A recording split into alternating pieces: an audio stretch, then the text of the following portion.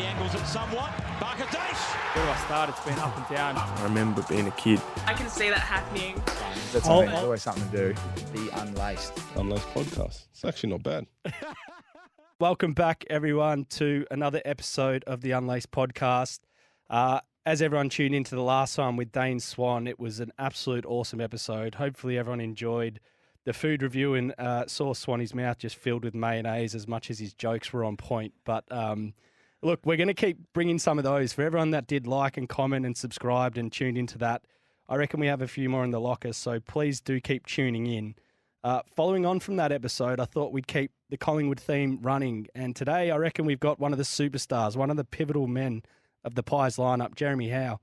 How you going, mate? I'm really well. Yourself? Yeah, not too bad, mate. Not too bad. You've actually been following the podcast for a little bit, I must say. So I think I owe you a thank you. I have. It's it's good. They're great listens, and obviously, known a few people that have come on. So yeah, they're a good listen, like I said.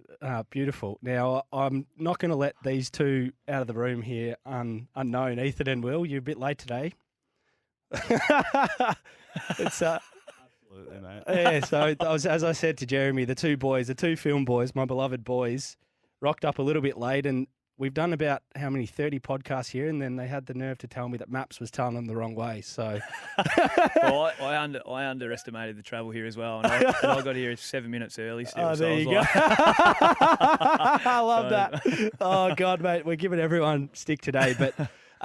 No, one of the reasons actually, and how you I know we've only just met today, but you actually are one of my favourite players. And a big part of that is because you can do a lot of what I can't, which is be a bit of a walking highlight reel and just legitimately stand on blokes' heads all the time. Yeah. Like that actually fascinates me. And I don't know if it's like a natural ability or a skill or you've trained it, but like I'm keen to understand. Like, yeah, it's an interesting one because everyone's kind of like the obvious question is like, how long have you been doing it? When did you learn to start doing it? And I did high jump in year 10. That was all I had to do. And to find out that I could actually jump a little bit higher than most. Yeah. And I just started doing that. And at my high school, I went to the interstate carnival, but there was no high jump in the actual school. So they just gave you a free pass to go in and challenge other people from other schools. right. So I did high jump, ended up winning that.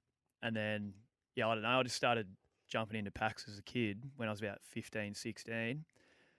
And then it was just the confidence thing. Like once I plucked a few, then I just started having a crack at a few more. And then, I feel like I don't go for too many unrealistic ones. Like I'm not your Russell Robertson type where he just kicks blokes flat out and doesn't touch the ball. But I definitely think, try to keep them half realistic. But if the opportunity arises, I definitely have a crack. Yeah, the ratio to like you trying them to actually marking them is actually quite, like the execution percentage is quite high. Yeah. To the point where like I'm walking around, I'm looking over my shoulder in case you try one on me in here. But my actual favourite one, and it's a bit of a different one because you've done a lot and we're going to go into just some of it, but the one you did on Andrew Embley, that was my favourite because you're running back with a flight and then 9 times out of 10, the guy with sort of behind the footy when he puts his back into you is probably going to get that, but you just jumped on his head and he couldn't do anything. And he was filthy. Like I've actually met Andrew Embley a couple of times, and I brought it up one time, and I said to him, "That's the only hanger I've ever taken where I've jumped off my right leg." Yeah. So if you look at every other mark I've taken, I'd all jump off my left.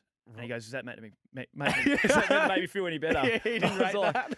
Well, it's a one-off, so that was the only catch I ever did off my right, and it's probably one of those ones that you jumped and he just held me up for a little bit. And it's probably a little bit unrealistic, but he held me up for long enough to be able to glove it. Well, that's crazy, man. And for those that like don't know what I'm talking about, do yourself a favour, get on YouTube and just type in Jeremy Howe and just literally watch the first 3 videos. It's like I didn't realise how much you did it. Like I knew it was like a well-known thing, and then I watched it. I'm like, this is like 12 minutes long. Like they only go for 30 seconds. You only watched the 2012. That's very good. No. Very good. And no, to build on that though, I think you're the most nominated player for Mark of the Year ever. Yep. Did you know that? Yeah, Jack Rewalt's second. Yeah, which it comes back to the point, like you've probably been robbed of a few trophies then if you'd nominated so much. So, I agree. Joe Danaher, maybe we'll touch on that one. He did offer it. He tried to give it to me at the Brownlow, but I was like, "Jeez, you were stiffed." So I think my theory, and it's probably logical, wasn't there another Collingwood player or so someone Brodie else? Grundy. So it was me, Brodie Grundy, and Danaher were the final 3, and it's obviously a voted system for the fans, which it isn't anymore. And well, Brody took about 3% of the votes, and ultimately that's probably what ended up costing me. So, see, people might think this is petty to talk about, but having been an athlete, what I saw was that I was like, fuck, that's probably a couple of endorsement deals gone. Like, well, that's a sponsorship of something where he's like got Mark of the Year or a free car. Like, do you know what I mean? Well, the post Brownlow, they obviously have the after party, and I was more than happy. I was on my way. Yeah. Because after I was like, well, why am I at the Brownlow? I didn't get a vote. I was like, why am I actually here? So we went to the after party, and I said to Gil, I was like, I understand. I was like, yeah, I didn't get it. I didn't win. But I was like, it actually cost me like 40 grand. It's a fucking, and it was clearly a better mark. I cared about the money. Yeah, exactly. So, that's the killer. But not being a overly highly paid player is like that money's crucial. Yeah, it makes a difference. And when you're taking them so much, you deserve some reward. But how's the off season been anyway? It's obviously been we're well into the off season now. I guess you mentioned you're going back on the track next week. Yeah, so it's been a little bit different. Probably current climate with COVID. Yeah, we weren't really able to travel anywhere. Like me and my wife are both interstate families, so mine Tassie and hers in WA, and they're pretty much the 2 hardest fortresses to get in Australia at the moment. So we haven't been able to see anyone from the family, but we snuck off to New South Wales a week ago and just spent like 5 nights up there in Kingsclear. Yeah. Just to chill out. Took the little man away for his first little trip, which was an experience. Travelling with a baby's a little bit different to just travelling with the missus. So, and to be honest, apart from that, we've just been training. So, because we're in lockdown, we still had the ability to train. So a lot of us just continue to train the whole off season. So, mate, I've seen so much footage, and I'm not even trying to see it. I just keep seeing footage of you running with young blokes. Yeah, so you try to do your best to try and get around and train with as many people as possible. And we've got a few young guys and then obviously new recruits as well coming in. So it's nice to get friendly with those guys before they come back. Yeah. And then, like you said, the young boys are back training now. So I'll filter in there tomorrow and see how we go. Mate, I was impressed by it because I was thinking, I was like, fuck, at this point in your career, like you're 31, you're almost a 200 game, which we're going to go into. But it's your 10th or 11th preseason this will be. 11th or 12th. Or is it? Yeah, what were you? 2010 I got drafted. So it's I got drafted it's a 12th late. season, so it's probably 12th preseason. I was a 20-year-old. Yeah, which is picked crazy. up a little bit later, but it's gone pretty quick. Yeah, crazy. I still remember when I was at Melbourne, Brad Green retired at the end of my first year. Oh, really? And he goes, just make the most of it. It's gone before you know it. And I was like, you fucking serious? It's like, you've been here for 15 years. It's a long time. That's a long time. And then I'm sitting here at like 11. I was like, that's gone pretty quick. Yeah, sure. So, yeah, it does go quick. Does your head sort of like coming, because I've got a feeling like the AFL preseason's one of the hardest preseasons like known to sport in general, but does it play in your mentality a bit having to like show up for it, or do you kind of still enjoy the challenge of it all? It is good. Like I think probably early days in my career, you'd rock up to preseason, you use preseason to get fit, so you enjoy your break, probably go a little bit over the top, and then come back and you're underdone, and then it's really hard to get fit. Yeah. Whereas as you kind of get a little bit more experience, you go, well, you can still enjoy your time, still get to work in the off season, come back, and then the gap to bridge your fitness is minimal. So I've learned that over the last probably 5-6 years, and you come back in better and better condition. And the boys that are coming back, it's probably the draftees. They're like ready made, and they're the ones that you're chasing around anyway. Really? So and you got some bloody good ones this year, don't you? Yeah, so must be something in the water in South Australia because that's where we managed to go poach them all from, apart from Dacos. So. Yeah, literally. Yeah, it's very true. Yeah. I'm excited to see Nick Dacos run around, that's for sure. The hype coming out of him has been pretty crazy. For you, though, and I touched on it, like one of the things I noticed, and your career from when you came in, and even though you came in as a 20-year-old to probably up until 2020 when you got obviously injured, you played like a good chunk of games every year. So it's like you've maximised your career. But when you went out, I was like, fuck. You realised how important you were to the Collingwood backline. I think Darcy Moore might have been out for a little bit as well. Yeah. So it was like you had a full backline to, no offence, but like barely anyone. Yeah. And I'm just keen, given like your role and remit and how far you are down your career, like, do you go into preseason thinking of things that you can still get better at? Are you just trying to keep your body healthy now? Like 100%. Oh, there's a balancing act between trying to keep your body healthy. I was like, you touched on it before. I've never really been exposed to long-term injury. So I was roughly averaging about 20 games a year for 10 years, and then the last 2 years I've played like 7. So I've missed like 35 games, and you got to feel for the guys that have like done multiple knees and missed long terms of footy because I got a little taste of it, and I'm grateful that I haven't really been exposed to that kind of stuff very often. But you have to keep getting better. Yeah. Otherwise, you probably the time that you feel like you're not going to get it any better or your time's running out, then you get moved on. So, like we got Pendles. Still gets better. Yeah. I was like, you only look at him at the moment. He looks like the Adonis. Like he's built like, I know, it's crazy, so mate. Good. And he's year 17. It's frustrating. Like, if he can do it, and I was like, well, everyone else can do it. But he's getting hotter. He's getting hotter with age. He's wired a little bit different. But yeah, look, I was like, I still just want to like my body's feeling as healthy as it has for a long time. So I'm just looking forward to having a full preseason, and because it does have an impact on the way that you start the year. I think. Yeah. Like coming in underdone definitely has an impact on the performance, and I feel like this year I can get back to what I was doing before. Right, fair enough. Well, so people that maybe know you might know this, but definitely some of the listeners, for those that don't know, Jeremy Howe's related to Matthew Wade. Cousins? Yeah, so our mums are sisters. Wow. Yeah. So were you always a footy? I know you grew up in Tassie, which we're going to touch on, but were you always a footy nut? Did you play cricket? Did you play Loved other it. sports? So it was footy, tennis, and basketball. So really? I actually quit footy when I was 15 to pursue tennis purely on its own because you're joking. I was training preschool and post, playing like overnight and that, and it just became too much to try and do footy as well. Yeah. So I pursued it for 12 months, got a scholarship, got like a sponsorship deal, and then I turned it down. I was like, I miss the boys. Like I'm sick of training on my own. Individual sport. I was probably a bit of I wasn't just mentally strong enough to continually just rock up on my own and train. Yeah. And just be coached by the one guy, and it's just one-on-one sessions flat out. So I was like, I think I need to go back to footy, and went back, and I'm stoked I did. Clearly, team sport is a hell of a lot different, and I love the environment. Yeah. But yeah, I was never really a massive cricketer. Was Wadey always? Matty was always cricket and footy. Yeah. And he was a gun at both. Yeah. And just ask him, he'll tell you. Yeah. And, he's like that kind of bloke. But he was actually, so he won like all these awards in underage, all the association best and fairest. He was real dirty, so he'd snipe blokes flat out. Being the smallest bloke on the field, he used to throw his weight around. Wasn't much of it, but he used to have a fair crack. And his old man was the same, actually. So footy's always been in the family. But ultimately it came to a decision for him. They're like, you're either going to try and get drafted or you're going to pursue cricket. Yeah. So he ended up choosing cricket, and I think he's made the right choice in the end. So he's doing pretty well. How was the? Have you spoke to him since the T20 World Cup? Yeah. So getting plenty of photos and videos of the celebrations, which was pretty nice. Looked like a hell of a time, and managed to catch up with him on Friday, which was good. Him and a few cricket boys, and celebrated with a few beers, and pulled up a bit rough the next day, but it was well worth it. And it was just good to see him because I haven't seen him for a long period of time. Yeah.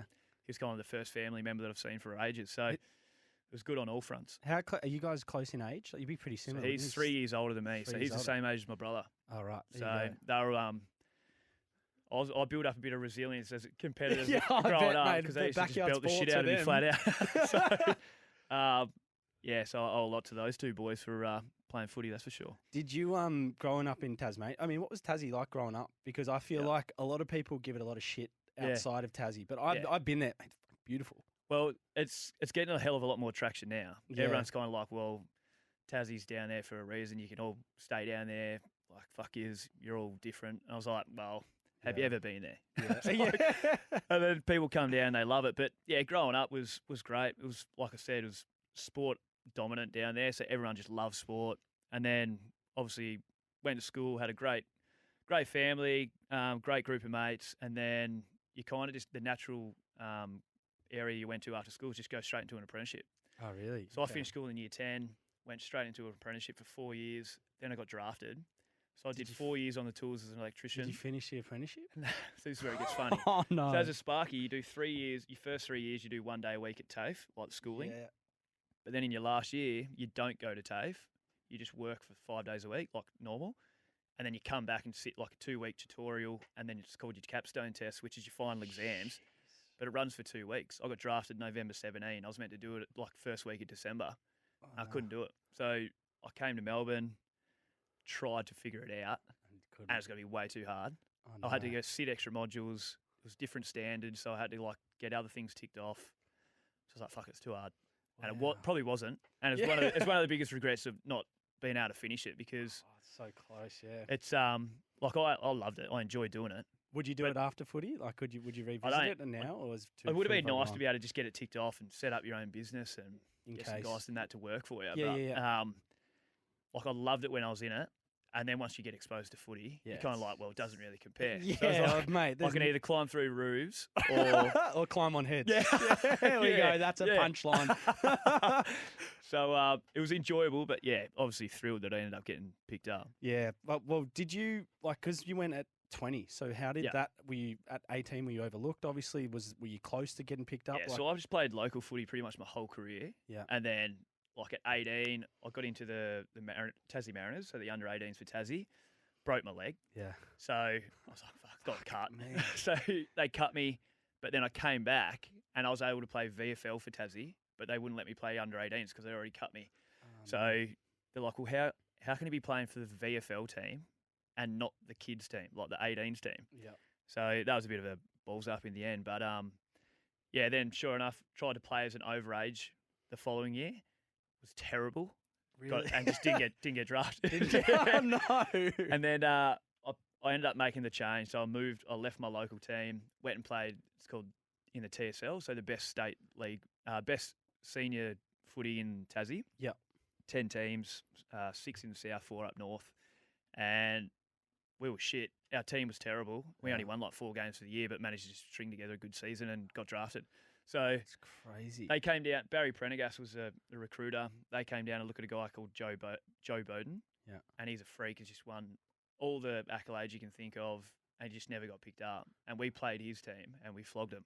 And you got. And then post that, they're like, we're looking at the wrong bloke. So he's And I Barry still think Prendergast, he's was way he better than me. associate- Love the truth. Yeah, As and, he's entering 200 games in the yeah, AFL. This. So, and yeah, it's just unfortunately didn't get picked up. Like, he's an Wow. absolute star. So and is he still still is. playing in Tassie? Still I plays feel down like there. I've heard that name. Yeah, and mate. just flogs everyone. Oh wow, there Yeah. you go. So there's a bit of a well, I hope this is a true story, but apparently the night you got drafted, you were sitting in a Tassie casino watching yourself Yeah. get drafted, which is remarkable. Did you know you were going to get drafted that night So to Melbourne? it wasn't an absolute shoe-in, but I was hopeful. Because I'm like, if you weren't in Melbourne or if you weren't at a certain Nah. event, maybe I had there's some spoken doubt to there. the D's a couple of times, but they said we can't give you an absolute certain answer, but we'd like to get you. I was like, oh, sweet. So they undersell the story to make you nervous and luckily enough, I managed to get picked up. But yeah, we didn't have Foxtel, so it wasn't on the TV. So we drove up to the casino in a bus. It was like 12 of us, like parents, mates, my parents' mates. Watched it, got blind, and then I was just watching it on the TV, and then I turned away and I was on my stool. And next minute, because I picked 33, I Yeah, was like, oh, yeah. from a chance, maybe like 70. Yeah. Oh, 80. really? So that was way higher than what you Yeah, anticipated. and then pick 33 come up, and I didn't even see it. And then the next minute, I'm on my back. 2 of my mates speared me off my chair, and they're like, "You're going to Melbourne. You're going to Melbourne." I was like, "No way." Holy shit. And then at 2 a.m., I'm wrestling Dad out the front of the casino, waiting for a cab to get home. And then 2 And then days you later, pack- you probably in pack up- Melbourne. yeah, you pack up your stuff and you move to Melbourne on the Sunday. Oh, mate, So- the glorious life of an AFL football. All happens pretty quick. I actually went to work the next day on Friday, so it was Thursday. Boss wouldn't have known. Got back to 2:30. He was well aware that I got drafted. Right. So- yeah, hammered. And I remember the story quite clearly. He's like, I'm so happy for you. He goes, but I've just got to let you know. He's like, I'm going to work you really hard for 2 weeks. Thought the 2 weeks notice stacks up. I was like, I'll give you 8 hours, mate, and then I'm out of here. He's Oh, like, no. I've got to go. You got to go, yeah. So he's just like, oh, don't worry about it. Won't work. Just had a barbecue, a few beers, and then moved on. Mate, that's amazing. It kind of makes me think, I'm like, how many players miss out that could do So really great? many. Because, like, realistically, like, you're almost playing 200 games. Yeah. And you came in 2 years late and you've missed essentially a season and a half through Yeah. injury. Yeah. So it's like, you know, Well, I tell my mates all the time, I've got plenty of mates down home that were better than me. yeah, that's crazy. There's a fair bit of luck that unfolds and has to go your way sometimes. Yeah. The stars will always get picked up, like the ones that dominate flat out. But there's Yeah. so many like hidden gems out there that would get overlooked and unseen. That's unfortunate, but you can't have eyes on everyone. Nah. It's unrealistic to be able to get everyone that's there. true. That's true. But do you think it's helped your career in any way? Like having that sort of, like you've almost had to work extra hard to get it? Like you weren't gifted anything? Yeah, I think working as an electrician and doing my apprenticeship, I had a greater appreciation for what I've just been given. Yeah. I think when you when you just play footy and then you go to school. And I was like, by all means, get a good education, all that kind of stuff. But then you're rolling from school straight into AFL. Yeah. I was like, have you really experienced what life's like if you didn't play footy? Well, that's very so I was true. so I worked as an electrician for 4 years, did shit jobs for 4 years, but still loved it. Yeah. And it probably matured me a little bit, straightened me out a little bit as well. And like I said, I love doing it. But I think once I got it, I was like, fuck, you're going to have to take it off me if you want it. If someone else wants to take it off me, then good luck. Yeah. So, and that's what I said in my interview with Dean Bailey. He's like, why should we pick you instead of an 18-year-old? I said, because if I line up next to him, I'll fucking beat him. He goes, that's a good answer. And then they shipped me home that afternoon. And then I was like, geez, I wonder if I've stuffed this up. But it's such a good point, isn't it? Because Yeah. it's like, mate, I came out of it young and I talk about it on the podcast all the time. Like, how the fuck do you replicate playing in front of 80,000 people at the MCG on Anzac Day to anything ever again in life? It's Like, do you know what I mean? Like, you're going to, as you said, climbing in roofs or like, you know, potentially owning a business or doing, you know, a lot of labor or doing different things. Like, it's never going to be the same. Not at all. The adrenaline's something that you can't replicate, that's for sure. Yeah, and Swanee, like, he cheekily said it, but he's like, you literally can't buy that experience. I'm like, yeah, that's a fucking good point. Yeah, Like, you can't buy it. You can't pay for it. 100%. So it's pretty unique. But what I was interested as well, particularly early, was you were quite a prominent forward, and it might have been because of your age or your maturity at the time. But like I think your first game, like you just came in, had like 20 touches, kicked a few goals and stuff. Your first few years playing as a forward, were you always a forward coming into the AFL, or? Yeah, so I predominantly in Tassie. I was probably played through the midfield on the wing. Right. Okay. Played a kick behind the ball. Yeah. And but then I played more as a forward in like some senior footy down there. But then, obviously, I reckon out of the 100 games at Melbourne, I played probably almost 50-50 split in the end, forward and back. Probably when they started working out, all they had to do was body me. I was having no impact on the game. Right. And it's a cop-out excuse, what I'll say. It's like, but we were that shit. And it was almost impossible to play well as a forward. Yeah. And I was like, I wasn't no big dog like No. Mitch Clark. Yeah, He could still have heavy influence. But I just faded away and I kind of dropped my bundle a little bit, wasn't enjoying it. They're like, let's try him back. And I loved it. Like a bit of a new lease on life. Well, the Went ball back would have for been a going bit. down there quite a bit back then. And then too. in my last year, they moved me back forward again. And I was just like, No. fuck this. It's like, I don't even enjoy it. So, and I wasn't performing again. So it was a good time for me to get out, mix it up. But I never thought I was going to go back to Collingwood go to Collingwood and be a defender. I was planning on going and play as on the wing. Oh, really? Yeah. And then, I just remember, like, we sat out, planned it with Bucks, what it was going to look like. I was all excited. It was like a bit of a wing, potentially like pinch hit in the forward line for a little bit.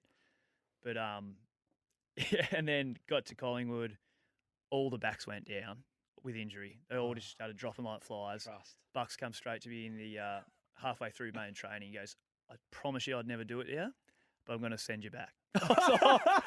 He goes, what do you think about that? I was like, I'll do it. I was like, I'm more than happy to do it. And I've never seen the forward 50 since. Do you actually love it now, Yeah, though? I do. Because the way I watch you play, I'm like, you've got to enjoy what you do. I feel like I've kind of, like I've just warmed to the role. And I feel like the way that we were trying to play and even with the guys that I was working with allowed me to kind of play to my strengths still.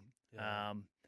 So, that interceptor defender role's kind of one that I've really enjoyed playing, still do, and with any luck, still a few more years left. Yeah, definitely. So was that when you swung down back at Melbourne? Because I think 2013 you were Melbourne's leading goal kicker, so it wasn't like you were just a shoo-in up there. Like you obviously were performing, but was that your decision or was that like a coaching decision once the? So I actually had a really good relationship with Jade Rawlings, who was the defensive coach at Melbourne, and still get along with him like a house on fire. And he was the one who kind of wanted me to go down there and just have a try and see what it was like. And I wasn't really sure. And then I was kind of starting to put a few games together. And I was like, I actually enjoy playing down here. I love and it's hard to explain again, like as a forward, like the defenders are just the most closest bunch of boys that you can get on field and heavily reliant on one another. And it's always been like that. I think any AFL club you'll speak to, the defenders are probably the most reliant on one another to be able to get the job done and help each other out. And don't get me wrong, the mids and forwards get along great. But like, There's a selfish component to yeah, what they do. if someone else, if we get a goal kicked on us, like we're all kind of like, we'll all cop that. Yeah. It's like- Yeah. But Yeah. and I was just like, yeah, we just tried it out for a bit and pretty much played about a year and a half straight as a defender for Right. Melbourne, and probably played one of my most consistent years there. Yeah. So, and then 2015 they moved me back forward again, and Okay. The went rest to is shit, history, so. yeah. But it was like, I've always been curious because I feel like you've obviously now experienced success at Collingwood, but how hard were some of those days at Melbourne? Like, just like, I don't know how many games you guys won, but there wasn't too many. well, I won 20 from 20. 100 Fuck. at there. So that's It's actually better than what I thought it was. To be honest. Yeah. I thought it was worse. well, It wasn't- we went. wasn't I many. went through a 3-year period where I played every game, and I went 2 wins, 4 wins, 2 wins. Fuck, So man. I was, what's that, 8-60 or whatever, or 8-58 Yeah, in that's 3 years. crazy. That's more what I was thinking. And that was a shit time. Like, I used to speak to my family 3 times a week, and it just got to a point where I was like, I didn't ring him for 3 weeks. I was like, I've got nothing good for you. yeah. But the environment itself, like the boys in that remained upbeat, and like we'll try and Yeah, that's the It was- worst we were part. just It no was- you good. guys- yeah. And like it was just like we copped some heavy losses. Like I had 5 coaches in 5 years. So to try and get some continuity within the group, the list, like a huge turnover of players, turnover of coaches, like they've well and truly got their shit together now because Yeah. they've just won the flag.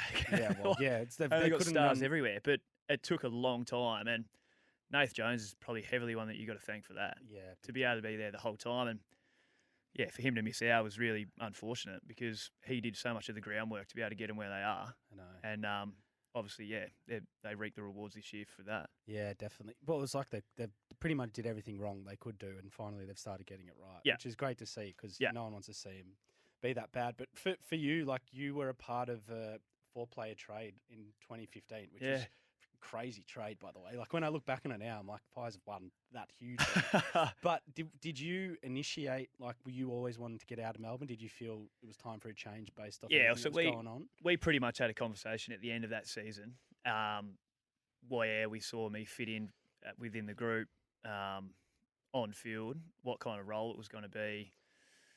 In the end, there was an offer on the table from Melbourne, and then I was like, well, I'm going to do my due diligence. I want to go speak to someone else. So, and I love like a Collingwood fan growing up. I was like, we share the same car park. Yeah, I wouldn't have to move. I So didn't was even like- realise that. yeah, You're in the oh, same yeah. complex. So that was interesting. Day one when I drove past to see all the boys. Like, Piss off. But yeah, so I obviously spoke to a couple of clubs, and Collingwood were the best fit for me, and the way that it kind of unfolded and the conversations I was having made me feel really confident. And yeah, obviously got shit canned on the way out when you leave another club. Yeah. But I ended up going to Collingwood for less money and a lesser deal, and everyone thinks I was trying to take Melbourne to the cleaners. I was like, well, I wasn't. I just Yeah. wanted to be happy playing footy again. Yeah. So I was like, Yeah. everyone wants to be valued and appreciated for what you provide. And it was my own fault. I was underperforming, so I felt like I needed to do something different. Yeah. Collingwood provided me an opportunity to make me feel like I was going to contribute. And to be honest, it's the best decision ever made. There's a rumour I heard, and it was apparently you were in Bali on an end of season trip, and I think it would have been around the halfway point of this move, but Yeah. you caught up with Nathan Buckley Yeah. in Bali at a Yeah. bar and shared a bintang. Yeah. Yes. So we're in chats. That was probably like the second catch up. First time I'd seen him. But yeah, we're chatting, and he's like, oh, I'm going to come meet you. I was like, all right. Did you know he was in Bali when you got there? Pendle's wedding was on. Oh, So they were all over there. Collingwood I was Football seeing Club was Collingwood there. blokes everywhere. And I was just like- and and did you meanwhile, know you were going at this point? Not at this stage, no. Yeah. But like the conversations were well and truly happening, and then yeah, Bucks was like, "I'll come and meet you at this cafe." I was like, "I think it's what was it? I can't even remember the joint." But he's like, "Yeah, just make sure you got a beer there waiting for me when I get there." He said that So to I you. bought him the beer. He was 15 minutes late. And I was like, "Are you fucking serious?" So the bintang was like half warm, but shared a beer, but we ended up getting caught because there was like an AFL umpire in there, Oh, there was a rat. and in the literally room. by the time I got back to the villa, it was out. Oh, So I was wow. like, oh oh wow. well. So in the end, I spent probably 45 minutes with him chewing the fat for a bit, and yeah, all unfolded the way that we both wanted. Mate, did you realise you were like one? I know you're a Collingwood fan, but one, how big that club was, and then also secondly, like the team you walked into was Yeah. pretty much moving into a premiership window Yeah. because like a few years later you're playing your grand finals and It was finals. Yeah, it was pretty full on at the start. Like insane. Like I went there when I was 26. Like I wasn't 18. It could be pretty overwhelming for a kid for sure. Yeah. But even for me, it's like I found that a quiet week at Collingwood was like your maxed out media week at Melbourne. Really? Like there was always just door stoppers in the car park. More often than not, there was something going on. Yeah. Like, yeah. But yeah, just crazy. It's like it was Melbourne on steroids. But like Melbourne are probably like they're going to continue on this trend and they'll be like that. But it's just out of control. Everything's like big, full on. Fans are great on both sides, but I just found it was just so much bigger. But like I'm not saying like Collingwood don't have anything that Melbourne didn't have. Yeah. They just had shitloads more of it. Like It's just heaps more people following. heaps more fans, like supporters. The club was just pretty full on, and the pressure was through the roof. Yeah. But like I'm not trying to shit can Melbourne, but it's just there was a mate, different you can't experience. compare it. I think It's a different experience. I think it's the biggest sporting team in the country. Like Yeah. them, like Melbourne Storm, Brisbane Broncos, arguably, but like Collingwood's that big. Like Yeah. it's huge. So, and it's great. It's got its perks, but it's seriously got the pressure. Yeah, it's got the scrutiny, negative pressure side. You don't of want it. to shank it. You don't want to shank a kick in the last quarter. That's Yeah. for sure. But no. What's interesting as well is you've gone through quite a bit of transition. Like you've obviously had quite a young group almost steal a flag. You've got a bit of a young group again, even though you've got some of you experienced leaders that have maintained through. You've gone through Bucks, Banger Harvey, and now you've got Craig McRae. Like what's that sort of been like for you, especially as a bit more of a senior player now? Yeah, I think probably even the list turnover. Like probably my first few years, we didn't draft a heap of kids, but then last year I think we drafted like 9 or 10 kids. A lot and This played year- a lot as well. Yeah, this year we've got another 4. Yeah. So that's 14 kids that are under the age of like 19. Shit. Then you've got the second year boys, or the third year boys are like 20. So there's like another 6 of them. So it's like over 50% of the list are like 22 or younger. It's like 21 young. And then you got blokes like me and Pendles inside here, just the old ones of the group now. Well, Pendles is a fair bit older, but I'm the second oldest at the club. Are you really? So I was like, are you older than shit. Sidey, are you? Yeah, so I'm a year older than him. Wow. And that hit me for 6 when I found that out. Yeah, I don't know if the club I don't know if they know yet. Surely they'd have to, but Yeah, you'd I hope think not, so. because I'll be the next one out. Because So. what do you? Well, the longer Pendles plays is good for you. I reckon. Well, It's that's a true. Good but sales. He's a fair bit better than anyone else. So. Well, still, I think though the way you play and the way you move, like you don't really have look. Like We'll see how. I've got 2 more. We'll see how they unfold, and then we'll get there. But we've managed to meet all the new coaches, which is great. Yeah. So with 4 new coaches, new head of high performance as well. So things are going to be a lot different.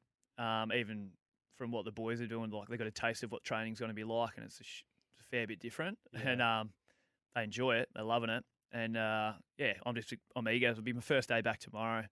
That's crazy. Go back in with the boys and We see have how testing. We have testing tomorrow. we go. Hope not. Yeah. But there'll definitely be. So when we're officially the 5-year plus boys are back on December 6th, Yeah. there'll be a curly one for sure. Oh, No God, doubt. yeah, it's And yuck. everyone's kind of like, what's it going to be? New head of high performance. Generally, like they kind of hold their hat up on what they provide for the test. Yeah, right. And So it's not going to be. It won't be a 2K. It'll be something funky and new, and it'll hurt. Yeah. But we'll see how we go. Oh, good, mate. Yeah, well, you've been running, so to be fair to you, and we did speak off air, that you've been part of the leadership group for a little bit of time. Like, Yeah. what sort of some of the responsibilities that actually go into that, and like, is that something you enjoy? Is it like an actual extra bit of work that's required, or? I think I used to look at leadership a hell of a lot different. I used to look at leaders and be like, "Fuck, what are they doing? Like, they've obviously got to be great players. They've got to be doing extra, all that kind of stuff." And I was like, well, probably as you get more experience, you just kind of broaden your vision to people around you instead of just wholly focusing on your own personal game, and start working with the kids, start trying to transition them in, to try and get them upbeat and get them into the game quicker. So getting them like plenty of extra knowledge, watch vision with them, like just kind of broaden your vision to be able to help other blokes out around you. Yeah. And I don't go and go, right, I need to get better at this to be a leader. Yeah. It's actually just being a good person, A good bloke, yeah. looking after for blokes around you, offer an ear if you have to, Yeah. give advice when you can, but more importantly, just listen to people and see where they're at and make them feel good. I just feel like I Naturally. just try to get around, and I've got a really good relationship with everyone at the club, Yeah. and that's like players and staff included. And with the kids, I'm just like, just make them feel good. Yeah. Ultimately, if they're confident they're going to perform, if you tell them that they're shit and they're no good, I guarantee they're not going to roll out there and just dominate. Yeah. So it's providing a balance. You give a clip if you have to, but I'm not massively on that. You just leave that to Tay. Yeah, yeah, he looks like the brawn there, doesn't he? Yeah.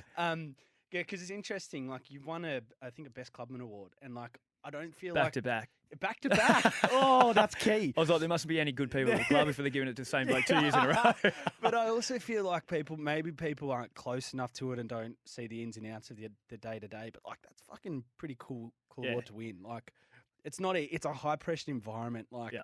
moods and attitudes are swinging all the time based Yeah. off results and injuries and everything.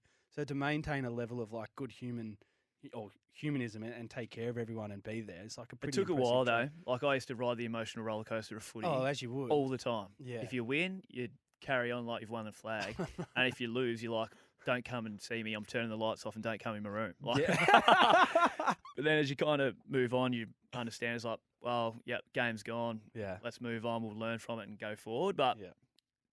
make sure you just keep treating everyone with respect and looking after them. And I feel like I've been able to do that at Collingwood. But, and yeah, it's obviously been recognised Yeah. 2 times. Oh, mate, But it's in awesome. saying that, like, we've got plenty of good people at the club that could have been easily given to anyone. Definitely. So, did you based off what we spoke of earlier, coming into the league at the age you did, and obviously you gave some support to other players around you that were probably potentially better than you. Did you ever think you'd get this far in your career? 4 or 5 games off 200 games, which is a Nah, major milestone. not at all. No, not at all. So I was just like anyone, I guess. You rock up to the club, you want to get fit, you want to fit in, you want to try to get confident, you want to try to get in the team, and Yeah. you want to try to cement your spot. Yeah. In saying that, do you ever really cement it unless you're one of the top guys in the team? Probably not, because Yeah. of turnover, and you just got to continually perform at a high level. And I never really thought I was going to get there, but managed to just string together a few games. And I feel like I've always been a good trainer. Yeah. Like I just train my ass off when I'm on, and then like I love to enjoy myself when I'm away from the club, Yeah. whether it's socially, have a beer, play golf, like get away from the game as much as I can. I'm a little bit older now, so I want to go into coaching post footy. It's something that I'm pretty keen to do, but still feel like I've always trained and set my footy up from that. That's awesome. Half-assed trainers are generally ones that don't make it. So, Swanee talked down his training, and he tell you what, he's probably one of the ones out of the 99% that Yeah. get through and Yeah. still achieve things. But I agree, like, yeah, you can't get away with it, can you? You can't. You get found out pretty quick, and given the high standard kids that are coming through at the moment, Yeah. they'll pull your pants down if like you're not going to perform. So, it's something that I feel like I'm grateful that I've been able to play for so long. Yeah. 200 games is like I would have laughed at you if you thought you were going to get anywhere near that. That's I was crazy. like, 1 game was enough for me. Yeah, But, does that make you a life member or whatever? Like it's So, a pretty big deal I in don't regards know. to like. I'm actually not really sure. I'll get MCC from playing 100 at Melbourne. Oh, 100 on the dot. that's fantastic. That's important. So I get that. That's and why. then That's when the trade. The I trade think you get email went father in. son 100 games. So I've got 4 more games before Xander can go to the Pies. Oh, So, how good's that? Oh, wow. How old's Xander? so he's 15 weeks. Oh, wow. he's So got we a pretty few much years to go. Carly pretty much had him at exactly when the season finished. So Oh, that's good perfect timing. timing for us. Great timing. Yeah. It was just funny. We're speaking of kids, but given the amount of kids you've got at the Pies, and obviously now knowing you a little bit more, and particularly how close you guys were in 2018, and Yeah. the guys that sort of Pendles and Sidey kind of strike me like you guys don't want to make up the numbers in a sense, right? So Not at all. like what sort of like is it little things like mentality? Like how do you guys get yourself to back up to a contender? Is it there's something that'll take time? And there's a fair bit of that. Like we've always had a strong mindset on where we feel like we are. Yeah. Like last year was terrible on all fronts. Like we had a really terrible year on field and off. Yeah. And unfortunately, the results speak for themselves. I think we won 6 games or something like that. But yeah, we still believe our core group at the club, regardless of like the young guys coming in, we feel like they can contribute. Mm. And if they get a good look and if they play well enough, they'll play with us in the ones. And then we feel like like I said, our core's still really good. Yeah. And fucking I feel elite. like we've got players in each position that can contribute and play at a higher level. You've got all Australian midfielders, and you've got 2 of the best backmen in the comp. And unfortunately, we just couldn't string together a consistent season. And Yeah. it doesn't take much to be off to be able to lose a game. Yeah. And we were in games for long periods of time and then just couldn't finish them off. And like I said, if you're not playing at a high enough level for long enough, you just get beaten flat out. And Yeah. unfortunately, that's what happened. And yeah, like losing guys like Darcy Moore's probably our most important player.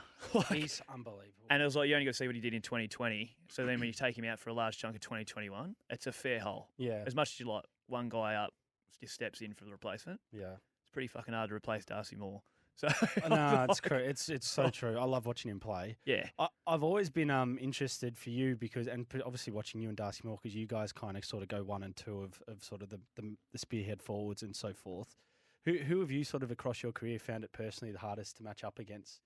Like whether it's been just Well, I actually had I had him. It was a game. Was it last year? I played on Sam Reid against Sydney. He kicked 5 on me, and I don't reckon I'd ever had 2 kicked on me, and he kicked 5 and did it so easy. Oh God! And after he kicked the 3rd, I was like, I don't know what I'm doing. I was like, what's going on? I was like, everything that I felt like was confident in my game, I completely questioned. So I'd always stand in front, be assertive. I'd always go and read where the ball is. All I did was just lock the caravan on and I just sat in his back pocket and followed him round. And he's way bigger than me. He just pushed me round, took a mark, kicked his 4th. I was like, fuck, what am I going to do? I just sit in his pocket again. Bang, sure enough, kicks his 5th. And I'm like, oh no. After the game, the coach was like, what happened? I was like, I don't know. Tell me. He goes, you did absolutely everything that the opposite that you'd normally do. Oh, So I went from like talking about confidence and like enjoying what you're doing. I couldn't have been in a worse place on that field. I felt like I was isolated on my own. Boys were talking to me flat out. I wasn't responding. Like it's just like that is awful. a massive turn of events. And thankfully, like I haven't experienced that too many times. But he absolutely annihilated me, and I hated it. I seriously hated it. You So seem like a bad loser. yeah. In short, that's what I grasped from that. And so yeah, it's like literally reviewed it pretty heavily and then went back. And I haven't had as bad a day as that, but he's certainly one that took me to the cleaners, that's for sure. Oh God, mate. All right. Well, we're going to just go into our last question here before we go into the little fanfare segment that we have. But you mentioned coaching. Is that where your head's sort of drifting outside of footy? Yeah. That's So where you're so gonna myself go and into? Pendles have done. We're currently in the midst of level 3. So Wow. something that I'm pretty keen and I touched on it before. As you kind of get longer in your career in the AFL system, you almost find that you're naturally trying to help the young kids out anyway. And when I missed pretty much the last 2 seasons, I was doing a fair bit of coaching with the defence anyway, and yeah, it was great. Matty Boyd was really good for me last year. Sando gave him a chop out at the end of this year, given that it was a new role for him, and we kind of worked with each other towards the end of the year. And yeah, I just really enjoyed it. Like I love the environment. yeah. Like, I've heard you on the mic'd up. Like I reckon you're a bit of a natural with the coaching too, Yeah. and the boys seem to gravitate to you a little bit as well. Yeah, so it's it is good. Like I just love the footy environment, and I feel like educating something that I do all right. Yeah. I was shit at it at school. But I feel like with footy, something that I'm confident in speaking about, I'm okay with that. So, that's the goal, but it's getting harder for guys to get gigs within the AFL now. Like it used to be. Yeah. It used to be pretty easy Pretty to get straightforward. a gig, but it's a little bit more difficult, but one that I'll probably pursue for sure. Oh, awesome, mate. Well, we're looking Yeah. forward to seeing that, but hopefully that's a long time away Yeah. considering. But Be nice. we are going to run into just our final segment here, guys. Lace them up, quick 5-5, a bit of a fanfare segment. Yeah. It actually takes longer to say it than the segment goes, which is quite funny. But it would be remiss of us to not have a few curly ones in here to catch you Righto, out. But sweet. straight up questions, instinctive answers. You ready? Yeah. Favourite teammate? Sidey. Oh, Sidey, there we go. Do you have a regular pre-match meal? Yes. What? Spaghetti. Spaghetti bolognese? Stock standard. Stock standard. All right, fair enough. This one, I'm interested in. Worst away ground? Where do you hate playing? Was Giants. Giants, Giants really? deck. Yeah, What about shit 'cause Perth? there's no atmosphere. West Coast, is that not? You prefer? No, that? that's so cool. Well, you guys actually won there. Yeah, but like surprisingly. they come out, they blast Wolfmother, yeah, and you can't. We're always out first. You can't help but not be that amped while they're playing that song. That's awesome. So it's like if anything, they get you in a real good state before the bounce. Oh God. Yeah. Alrighty. Favorite frothy? Carlton Dry. Carlton Dry. Yeah. That's I'm up there with you. I like that Yeah. as well. Just an easy drink. All right, now this will tell you a bit about the man Jeremy Howe. But a bucket list activity you haven't ticked off. Masters. Ah, wow. Yeah, I could fire that out pretty quick. Yeah. Yeah, That's I'd love to do it. It'd cost a jag load, but Yeah, it's something I something just love to do. Oh, Just well, there you go go. over there and watch it. So Mate, awesome. Jeremy Howe, pleasure having you on the show, mate. much appreciated. Glad. Thank you for tuning in. Anyone that obviously has been watching Jeremy Howe. As I said, you got to check out some of his hangers. They are unbelievable, and looking forward to seeing you stand on some heads this season. That's for sure. Same. Cheers, mate. Thanks very much. Cheers. Awesome.